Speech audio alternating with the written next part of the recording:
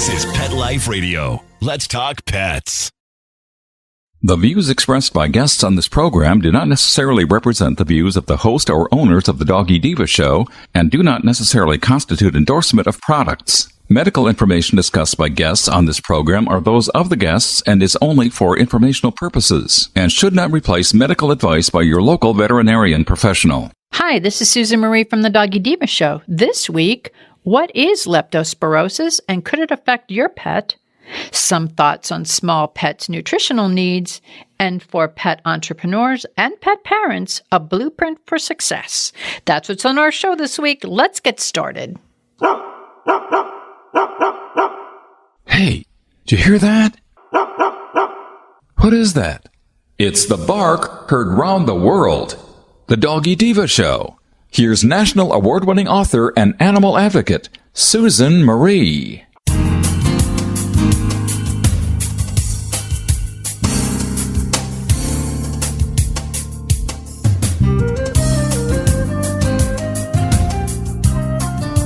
Hi, welcome to the Doggy Diva show, the show for animal lovers.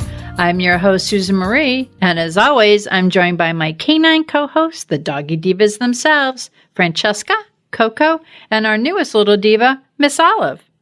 Miss Olive is the cute little Italian Greyhound rescue in the picture with the microphone. Thank you for joining us today as we bring the experts in the pet and animal world right to you. Email us at doggydivashow@aol.com. That's DOGGYDIVA show@aol.com. We love hearing from you. So go grab a cup of coffee and your pet's favorite treat, and we'll be back in just a moment. I have two dogs, Sam and Bailey. Both are golden retrievers. Poor Sam, he was a mess. Always itching. His paws were soaking wet all day from just constant licking. He had bald spots on his back. I just don't like putting shots and steroids into your dog all the time. DINOVITE.com. Dinovite is nutrition. Probably 2 weeks after he started Dinovite, I started seeing great improvements, and today 99% of his issues are non-existent. It's amazing stuff. Since Bailey has been 12 weeks old, he's been a Dinovite dog, and he has zero issues today. He won't eat his food without Dinovite. When I get out the Dinovite, my dogs actually salivate, like I'm getting them a treat. They drool over it. Dinovite is the best thing you can do for your dog. You won't believe how happy your dog will be. I get my Dinovite from DINOVITE.com.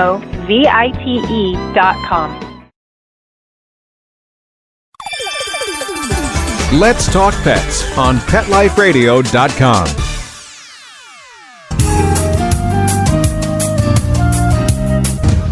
Welcome back, everyone, to the Doggy Diva show. I'm here with Monica Leighton, president of Professional Pet Sitting, with our pet tip of the week. Monica, there's something, and I always feel it's good to talk about this at least once a year, but it's something that I don't think people fully understand and understand how their pet can get this disease, and I believe it could even be transmitted to humans. So could you tell us a little bit about leptospirosis? Yeah, so leptospirosis, they kind of call the invisible risk, because a lot of people, it's not like, rabies where, a dog is or a cat have gotten, they're getting bit by something. It is something that they can pick up in a couple different ways, and it's shed through a lot of our wildlife. So squirrels, possums, fox, raccoons. We can get leptospirosis. Our dogs can get leptospirosis, and it's shed through the urine. So what happens is you can have a dog that only goes out in your yard, and they can still pick up leptospirosis, not even being around any other dogs. What happens is you'll have a raccoon pass through the yard, or a squirrel, or a possum, or any of the wildlife, and they will urinate in the yard. And what happens is when it rains, you get little puddles, and your pet walks through those puddles and they get leptospirosis. It is that easy. When you have, and I always tell people to be really cautious, when you go out after a rain and you kind of have that pooling at the edge of your driveway, I don't know about everybody else, but my dogs immediately, like, they can just drink a whole bowl of water. But if there's something in there, they're like, oh, let's go check that out. Let's, taste some of this water. And that's the, worst thing you can do because it's all pooling from your grass. So huge chances of getting leptospirosis that way. Another thing is like nature parks, things of that, where they go to, this wildlife sanctuaries and nature parks that you can go walk along in the trails. After it's rain, after it rains, you have that puddling. And that puddling is going to be filled with whatever is in the soil. And oftentimes that could be leptospirosis. And leptospirosis in your pets, left untreated, can affect the kidney and the liver and send them into either kidney failure, liver failure, sometimes both. Oftentimes it's overlooked. And, we've had cases here locally where we had, 2, 3-year-old dogs come in and they had liver disease, and we're thinking, wow, that's pretty young for that. And you start to do your workup and you start to run tests. Lo and behold, they had leptospirosis, and the family had a larger yard, and they did get a lot of wildlife. And within a couple months, the neighbor's dog became sick, and the neighbor's dog was diagnosed with leptospirosis and tested positive for it.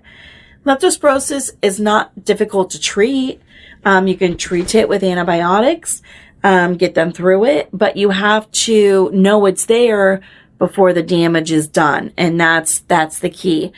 Vaccinating your pets for leptospirosis, it's an absolute for me. I think that all pets should be, all dogs should be vaccinated for leptospirosis, especially for us here in Florida, just because there's such a high entity of it.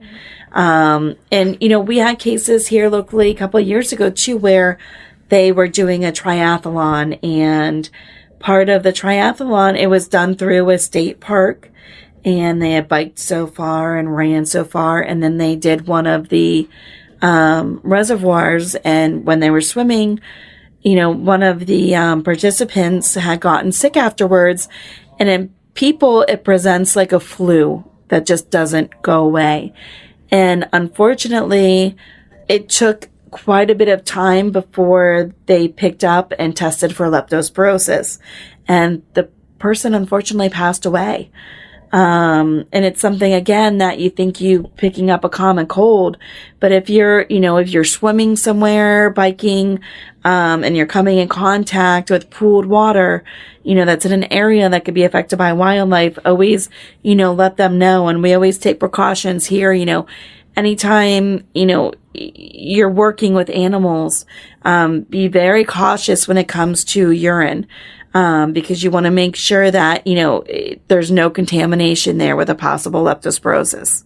And I don't think people understand that, and the fact that it can affect humans too. People don't know that. And so it's really important that you get your pet vaccinated, but also if your pet shows these symptoms or may have something wrong, that you even ask your veterinarian, could it be leptospirosis? So thank you. This is very important.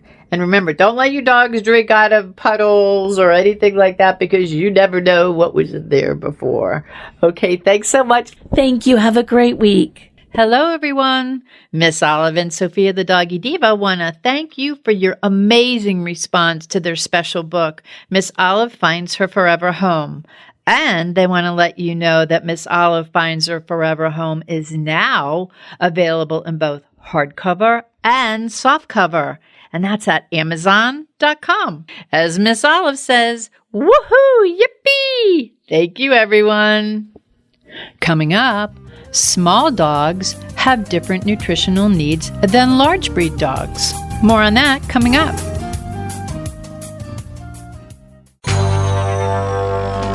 It's DesignerPetSweaters.com. Hand-knitted designer sweaters for your precious pup or cool cat. Beautiful couture patterns for your pets, including custom-knitted formal wear, casual wear, yachting, and even sports-themed. Many designer pet sweaters include feathered tammy hats, top hats, and a lot of sparkle. Each sweater includes leg loops, front paw sleeves, and leash opening. Visit DesignerPetSweaters.com to order your four-legged fashions today. Your pets will stay warm for the winter and be runway ready. Large or small, we fit them all. DesignerPetSweaters.com.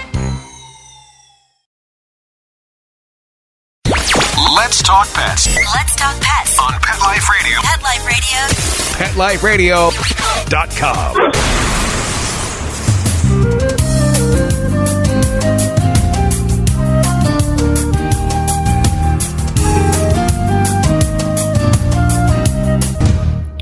Welcome back, everyone, to the Doggy Diva Show. As a pet parent to 3 small breed dogs, I am interested in learning all about special nutrition needs of my small breeds, the ones that I have. And here to tell us all about it is Kim Gaebelein, Senior Marketing Director at Bil-Jac Foods. Hey, Kim, how are you? Hi, Sue. Thanks for having me on. Our pleasure. And I'm so excited that we're going to be talking about small breed nutrition because I have a small breed household. So I'm looking forward to learning more about this. Well, and I think, you're not alone. There's actually a lot of households. And actually the small breeds have been growing as of late. And so it's really kind of interesting to see. I think, as the population's getting a little older, people may not want a big dog or maybe living in a condo situation. Certainly, there are a lot of people who are younger who are just getting a dog who might be living in an apartment. And, small dogs, they can be very easy to care for in a lot of ways, and they're not super expensive to feed. So there's a lot of really good benefits for small breeds, and it seems like people are really latching onto that. So small breed is certainly a big topic right now. I love it. And now, what special nutritional needs do smaller breed dogs have? We know they really have they're a little bit different, right, than a medium or a large breed dog. And so certainly when we're talking about small breeds, we're talking about dogs that are under 20 pounds, typically by the time they're an adult. So they're on the smaller side. And what's really interesting about them is that they have a different metabolism, right, than a larger dog. So they actually burn more energy per pound of dog than all the other sizes of dogs. So they do have a little bit higher energy requirement to feed them. They also, they grow typically within 9 to 12 months. And so they really grow pretty quickly for their size. And so they grow relatively quick for how old they are. So it's also very important to feed them properly when they're puppies because of that kind of higher energy need and that quick growth. And then they also tend to live longer. I'm hearing very regularly back from people that, their small breed dogs are living, 14, 16 years of age. I mean, it's fantastic to hear that. So they have a longer lifespan, and so that certainly may mean some adjustments for how you feed them over that time. And that's really interesting that you say that because one of mine she's going to be 15 soon, and wow. she still has the energy, and her hearing may be gone and her eyesight may be a little gone, but she's still, if you look at her and you watch her move and you watch her react to the pack, she stays in the pack, but she just has that energy. So I agree with what you're saying that even though they're little, they do have that higher energy requirement. And I think if they do have good nutrition, it just keeps them going in that same mode. I would imagine that would be, something that not only I see, and I have another one who's coming up on her. She's 12. And then, of course, I have my little Coco, but who cleans everybody's dishes. So I can't really account by her. But yeah, so I think that that's really important to know. Now, in what ways can pet parents take care of their small breed dogs specifically? Yeah, so I think thinking about your small breed, one of the things, because of that energy requirement, one of the things we typically suggest is, some people may feed their dogs one time a day, but we typically suggest that you break it up into at least 2 times a day, so at least morning and evening, or if you're around and you can do that at lunch, you can break it up into 3 meals, but at least 2 meals, one in the morning, one in the evening, and that kind of helps to spread out that energy that's available to your dog to be able to use, and that's also very helpful. So I think that's very important. You have to remember also small breeds, they have a small tummy. And so you're going to have to get that nutrition in there relative to how their stomach is. And so it's really important to, make sure you're measuring the food. It may be that you measure the food, you pour it in the bowl, and they eat everything. I have one of those. I have one too. He eats his food right away. He's all done. He's a small breed too. He loves that. He gets all excited.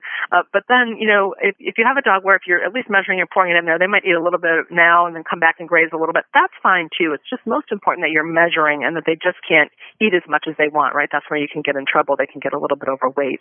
And certainly, being small, keeping them at a good weight is really important for their joints. I know we talk a lot about large breed dogs and their joint challenges, and they obviously are carrying a lot of weight. But relatively speaking, there are some small dogs that also have those challenges when they get overweight. So it's really important to keep them at a healthy weight and make sure you're measuring that food and monitoring their body condition. You're right. That's so important. Now, another thing with small breed dogs, they could be a little finicky. What do you have a few tips for us pet parents with a little bit of a picky eater? Yes, we do hear that, and I think that the stereotype, right, is that small breeds are picky. I don't know if it's a chicken or an egg thing. I'm not really sure if they are. If we make them picky, sometimes it's hard to be able to tell the difference. I do think that they have slightly different eating habits, and because of that, they may sometimes appear picky. I think what's most important is that you're helping your dog get the nutrition that they need every day, right? So, keeping their food and any kind of people food separate is really important, right? The more people food you feed them, the more interested they're going to be in that people food. And so they're going to come to expect it. Some of them may come to demand it. So it's really important to kind of think about if you're giving them anything that you're not feeding them, from the table or putting that, into their bowl kind of thing. So it's important to kind of think about that and also those extra calories that that's adding. Second of all, as we talked about a little earlier, sticking to a schedule is really important. I don't know how, but my dog seems to know exactly when it's time to eat. Me too. I don't even need to wear a watch. Yes, he absolutely knows that, hey, it's about this time and it's about time for me to eat. And so he starts, he might bark, he might once or twice, he might let me know or whatever. So, sticking to that schedule, then they kind of know and their body kind of gets used to, right, what time do I usually eat? What time is that food coming? And so, if it's a little bit off, it's no big deal. But as much as you can kind of keep it consistent, it's always helpful to do that. I know, sometimes you're out, you have something you're doing that you're home a little late or you're leaving a little early, those kinds of things. That's not a problem. But as much as you can stick to a schedule, that helps them. And then, last but not least, finding a dog food that works for you and sticking with it. The more you switch that food, then again, the more you may also force, kind of teach, that habit of, hey, I don't want this, I want something else. So being able to find a food that works for you and for your dog is really important to be able to kind of help with that picky kind of challenge. You're right. And they sometimes do get in those little ruts. So it's always good to have something that's their go-to food. So now, how does Bil-Jac support small breed nutritional needs? Well, we've really looked at kind of what are the different things that small breed needs, and then we develop foods that are able to kind of support that. So, for example, we have Bil-Jac small breed puppy, and then again, that's for times when your puppy is, basically once you bring them home to the time that they're about 12 months old. Typically, they're going to be on that puppy food. And then we have a small breed adult formula, which is then, for those adult years. We have also formulated a small breed senior formula. That's one of our newer formulas. And, again, as we were talking about, since small dogs live so long, it's important to be able to have a food. Now, my dog just turned 7 last week, and so that's technically when we talk about, dogs being over senior. I think it's probably a little bit later with small dogs, but I know that a lot of times, somewhere around that 7 to 9 year age, it might be the time you might want to think about switching over to a senior food. And again, adjusting, we, basically are looking at finding the right amount of nutrients through fat and protein and their vitamins and minerals, to be able to deliver that for a small breed senior dog. And then, we were just talking about picky dogs.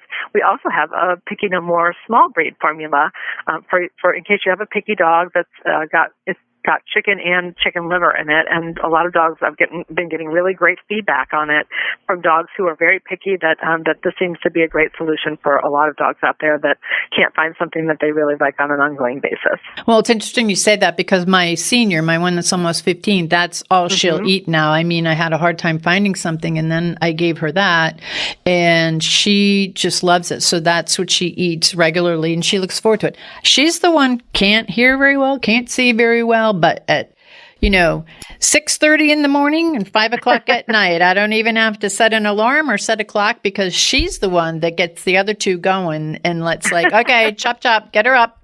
Time to eat. Yeah, so it is. It's really interesting. And those are interesting things and interesting habits that our pets have. Now, where can the listeners go to learn more about Bil-Jac? Yeah, I always say that we should start out with our website. It's Bil-Jac.com. That's BIL-JAC.com. And we have a lot of information. You can actually look up, our small breed formulas and all the different things that we have for small breeds. We also have a great dog blog out there in our resources section to be able to find particular information about, when to switch from puppy to adult food, or, what makes senior needs different or small breed needs different. And then we've got a great Best Friends Club that we have.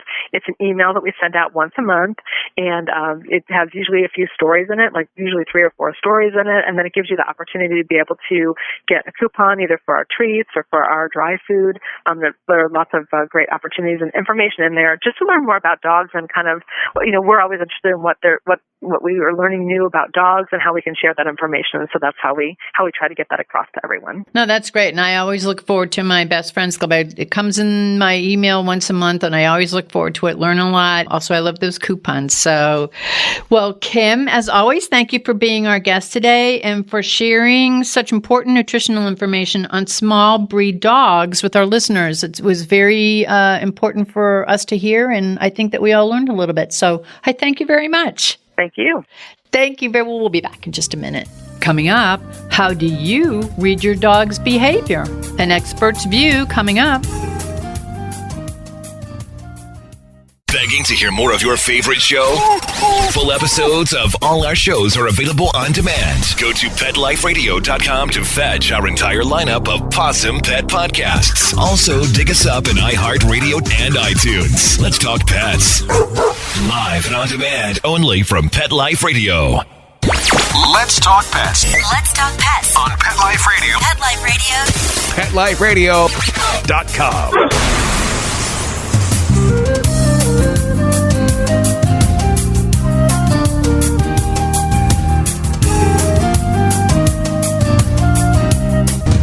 Welcome back, everyone, to the Doggy Diva Show. Robin Bennett is a certified professional dog trainer, best-selling author, speaker, consultant, and a true dog guru.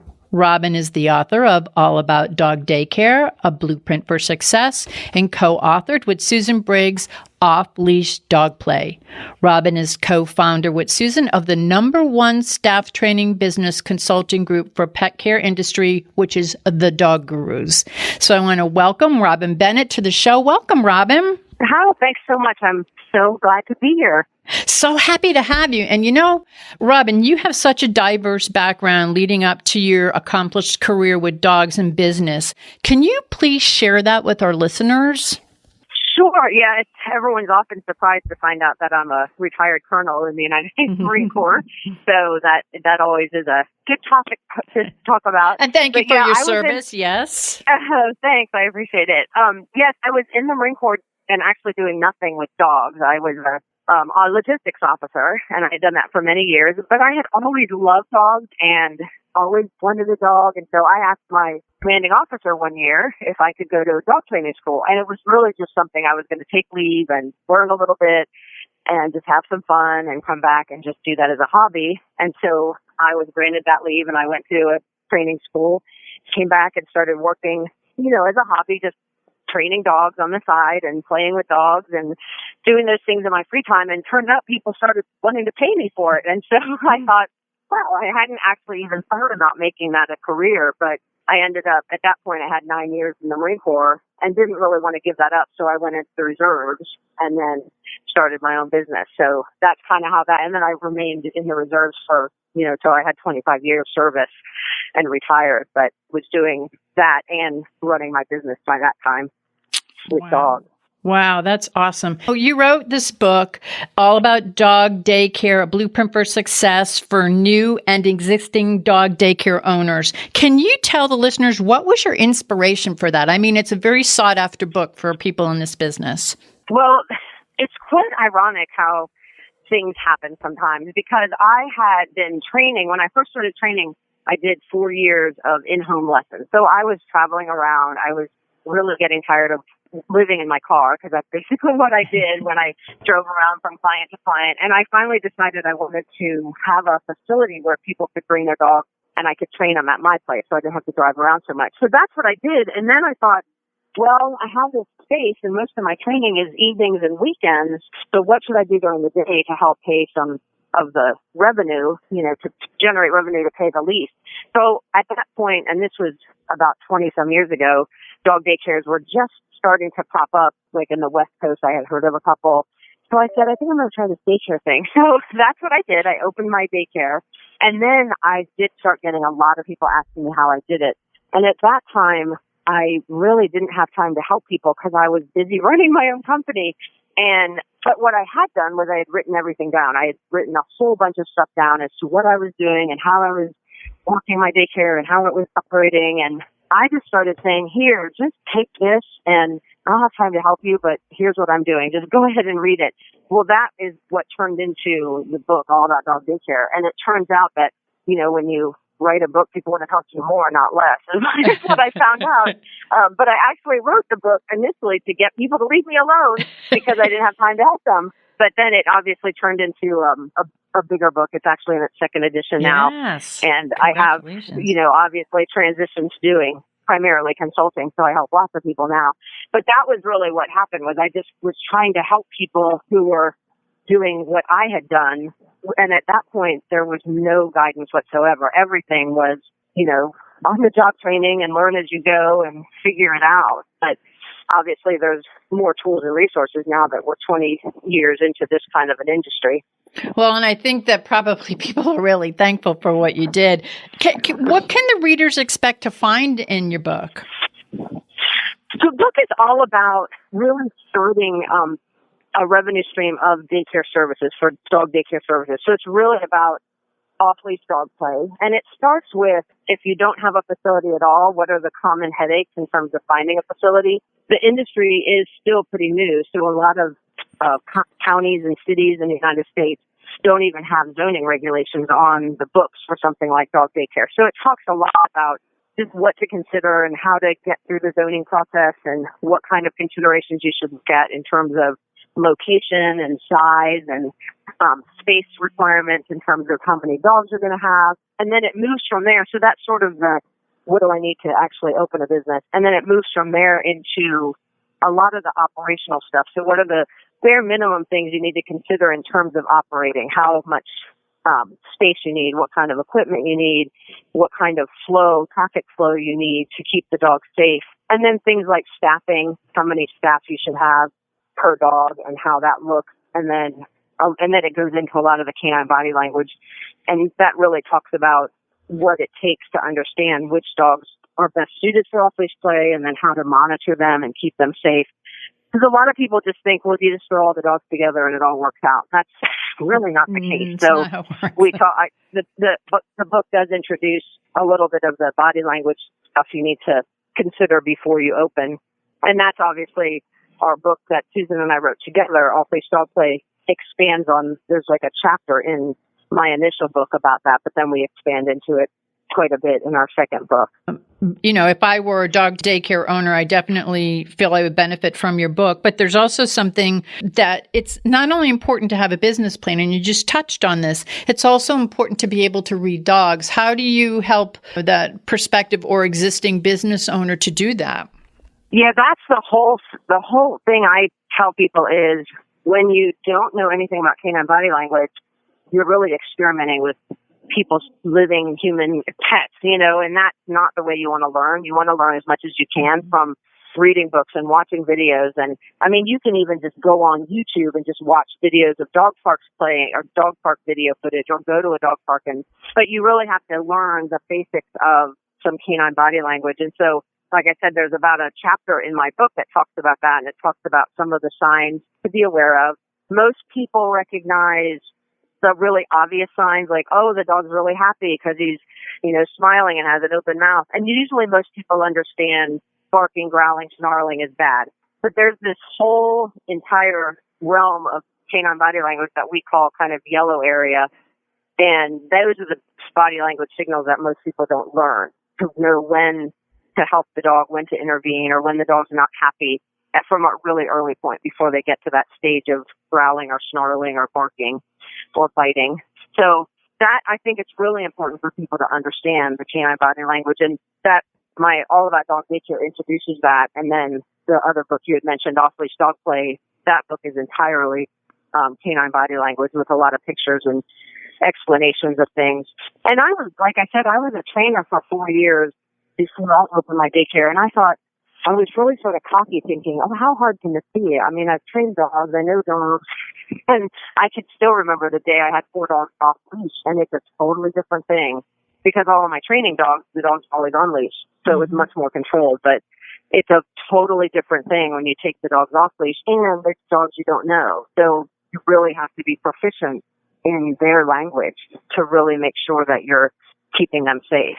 You know, that's so important, and that's why I really appreciate what you did, what you put into your book. And I've been doing animal rescue and working with trainers for 25 years, and I had an incident quite a few years ago with one of my greyhounds at a dog park that had recently opened.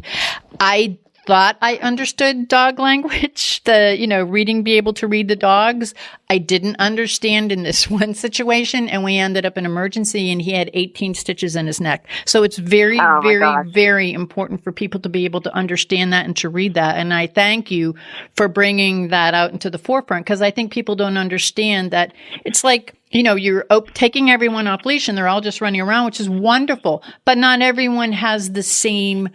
Their dogs aren't in the same place sometimes mentally as where your dogs are. Different dogs have different breeds, and different things have, different things surface. So it's really great what you've done to sort of bring that to the forefront. And I think that for people who have indoor dog parks, or who even work in outdoor dog parks and have dog care centers, grooming salons, anything, your book is very helpful. And also you have an online class, which I want to get into.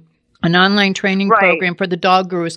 Can you tell our listeners about that? I think this is so phenomenal that you're doing this. Yeah, we have at the Dog Gurus, we have a course called Knowing Dogs. And Knowing Dogs actually was built out of the book Off Leash Dog Play.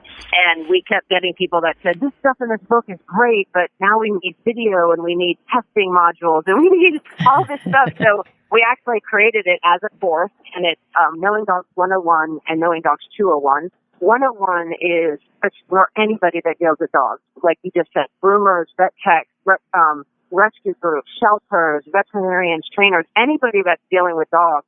We would recommend they watch 101 because that's going to teach them just how to stay safe, how to know when to approach a puppy or an adult dog, and how to approach it safely, and to recognize the signs that a dog might be overwhelmed when they first come into a facility, and how to keep yourself safe as well as your staff, and then how to keep the dog safe too.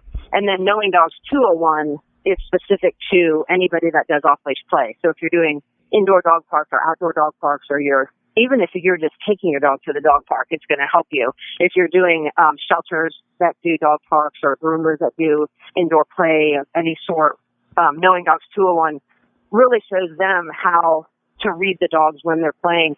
And like you said, it's different breeds play differently. A lot of times you have perfectly friendly dogs that like to play off leash, but they have different play styles, and you have to match those play styles correctly. Because sometimes dogs get into little scuffles or disagreements, not because one is aggressive and one isn't, but just because they have different play styles and they just aren't a good match for each other. And so you have to understand that too.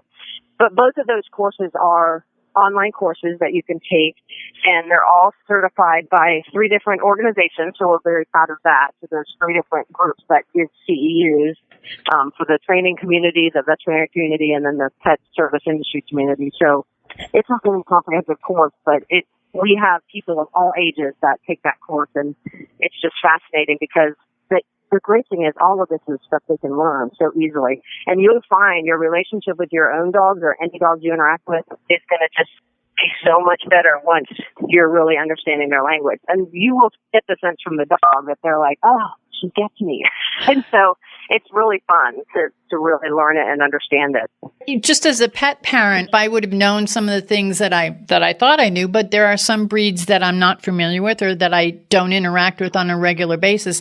I think that that's so great that you have that to offer. And I advise anyone with a pet daycare, boarding, indoor dog park, groomers, pet sitters, vets offices, any dog entrepreneur can benefit greatly from, number one, your Dog Guru's staff training courses and also the books that you wrote. They're very reader friendly and they help with information that's important to the dog and the dog parent. So where can the listeners go to learn more about your books and also the Dog Guru online classes? The best place where all of that is located is on our website, which is thedoggurus.com. And they can find information about me, our courses, other information that we have. Or if they just have a question, they can find my email there and they can just shoot me an email or give me a call. I'm happy to talk to people. Before we go, Robin, is there anything else that you'd like to share with our listeners? I just want to just really reiterate what you've said already, which is the basic principle that I basically live off of with anything with dogs, to answer any question about, should I do this with my dog? Should I do that with my dog? Is my dog happy? Is my dog upset? If you learn a little bit about canine body language, your whole view of making decisions and helping your dog live in the world will be better. I can just tell you, you're going to make so much better decisions just based on understanding your dog. So I would encourage everybody, everyone that has a pet or has a pet in their life, if it's that you encounter, or obviously if you're a pet professional, definitely learn about canine body language. And I kind of do ask pet professionals, because I feel like they're the front line to educate pet parents, for them to learn and then share that information with everybody who walks in their door. Just a few simple things that can help pet parents have a better relationship with their dog. Well, that's awesome. And Robin, I want to thank you so much for being our guest today. And I want to thank you for all the work. It's just so valuable, what you're doing for both pet business owners and for pet parents. I want to thank you so much. And I want the listeners to please go to thedoggurus.com to learn more about Robin and to learn more about the books, the wonderful books, and also for the terrific online courses that you're giving. So I thank you so very much. And thank you so much for all you're doing out there for us in the animal world. Thanks. I appreciate it. And thanks for having me on the show. Our pleasure. We'll be back in just a moment. We would like to thank our guests this week. And also, as our Doggy Divas always say, please love your pets because they love you unconditionally. And please remember to adopt, foster, spay, neuter, and microchip. And as always, please have a great Diva week, everyone. That's all for this episode of the Doggy Diva Show. To find out more, go to our website, thedoggydiva.com. Also, find us on our Facebook page, The Doggy Diva Show, and tell your fellow dog lovers about it. Don't miss Susan Marie, Miss Olive, and the Doggy Divas right here for the next episode. See you again soon.